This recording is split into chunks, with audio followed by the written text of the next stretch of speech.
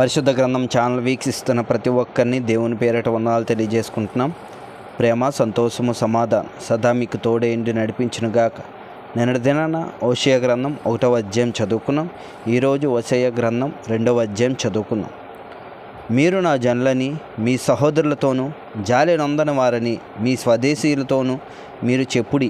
నేను దాని బట్టలు పెరికివేసి పుట్టిన నాటి వలె దానిని దిగంబరాలిగా చేసి పాడుపెట్టి ఎండిపోయిన భూమి వలె ఉంచి దప్పిచేత లయపరచకుండానట్లు మీ తల్లి పోకిరి చూపు చూడకయు దాని స్థానములకు పురుషులకు చేర్చుకొనకయు ఉండునట్లు మీరు ఆమెతో వాదించుడి.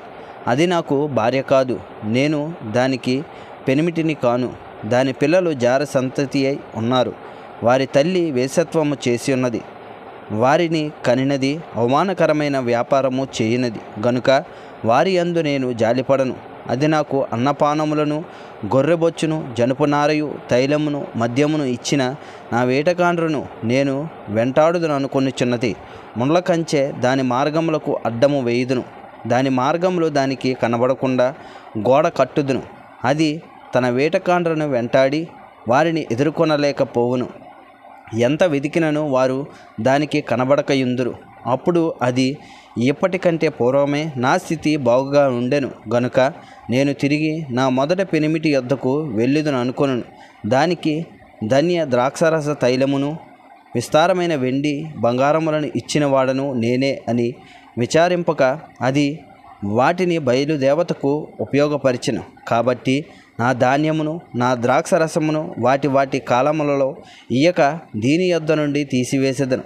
దాని మాన సంరక్షణార్థమైన నా గొర్రెబొచ్చును, జనపనారయు దానికి దొరకకుండా నేను ఉంచుకొందును.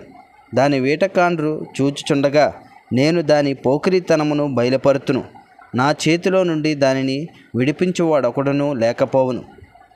దాని ఉత్సవ కాలములను, పండుగలను, అమావాస్యలను, విశ్రాంతి దినములను, నియామక కాలములను మాన్పింతును. ఇవి నా వేటకాండ్రు నాకిచ్చిన జీతమని అది తన ద్రాక్ష చెట్లను గూర్చియు అంజూరపు చెట్లను గూర్చియు చెప్పినది కదా. నేను వాటిని లయపరుతును. అడవి జంతువులు వాటిని భక్షించినట్లు వాటిని అడవి వలె చేతును. అది నన్ను మర్చిపోయి నగలు పెట్టుకొని శృంగారించుకొని బయలుదేవతలకు ధూపం వేసి ఉండుటను బట్టియు దాని వేటకాండ్రను వెంటాడుటను బట్టియు నేను దానిని శిక్షింతును. ఇది యెహోవా వాక్కు.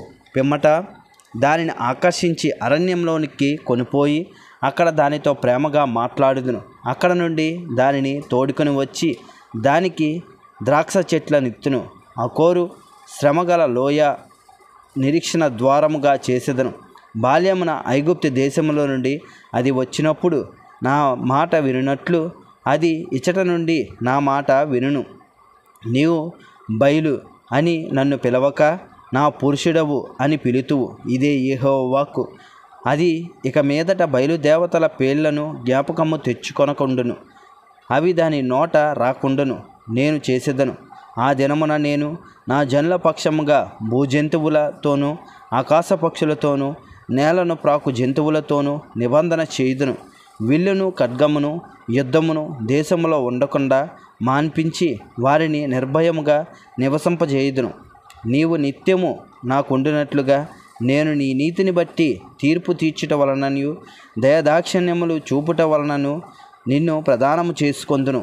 నీవు యెహోవాను ఎరుగునట్లు నేను నమ్మకమును బట్టి నిన్ను ప్రదానము చేసుకొందును. ఆ దినమున నేను మనవి ఆలకింతును.